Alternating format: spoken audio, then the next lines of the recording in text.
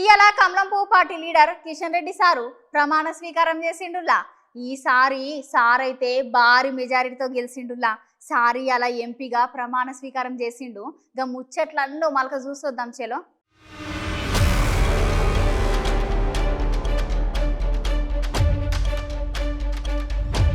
అవునల్లా ఈసారి కమలపు పార్టీ తెలంగాణలో మస్తు జోరు చూపించిందోళ్ళు.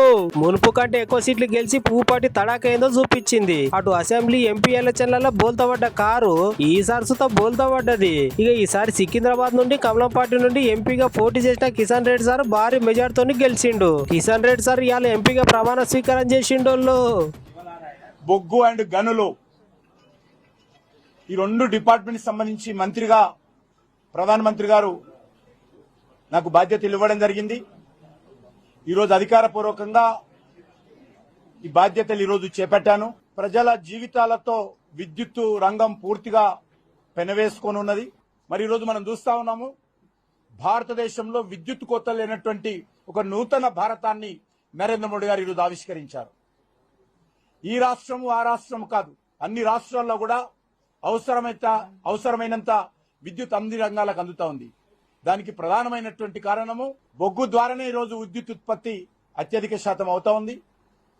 రానున్న రోజుల్లో ఇంకా విద్యుత్ ఉత్పత్తి పెంచడం కోసము, విద్యుత్ ట్రాన్స్పోర్టు ఇంకా పెంచడం కోసము అనేక రకాలుగా నరేంద్ర మోడీ గారి నాయకత్వంలో యాక్షన్ ప్లాన్ చేస్తా ఉన్నారు.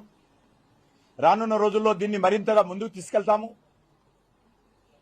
ఇక్కడ పవర్ మినిస్ట్రీ కానీ, రైల్వే మినిస్ట్రీ కానీ, కోల్ మినిస్ట్రీ కానీ, మైన్స్ మినిస్ట్రీ కానీ, వీటన్నిటికీ ఎన్వైరన్మెంట్ మినిస్ట్రీ కానీ, వీటన్నిటికీ ఒక అవినాభావ సంబంధం ఉంది. వీటన్నిటిని కూడా సమన్వయం చేసుకుంటూ ముందుకెళ్తాము. విద్యుత్ కోత లేనటువంటి భారతాన్ని నిర్మించాలంటే ఖచ్చితంగా ఈ దేశంలో ఈ యొక్క బొగ్గు ఉత్పత్తి పెంచాల్సినటువంటి అవసరం ఉంది. మేమందరము డెడికేషన్తో పనిచేస్తామని ఈ సందర్భంగా మనవి చేస్తా ఉన్నాను.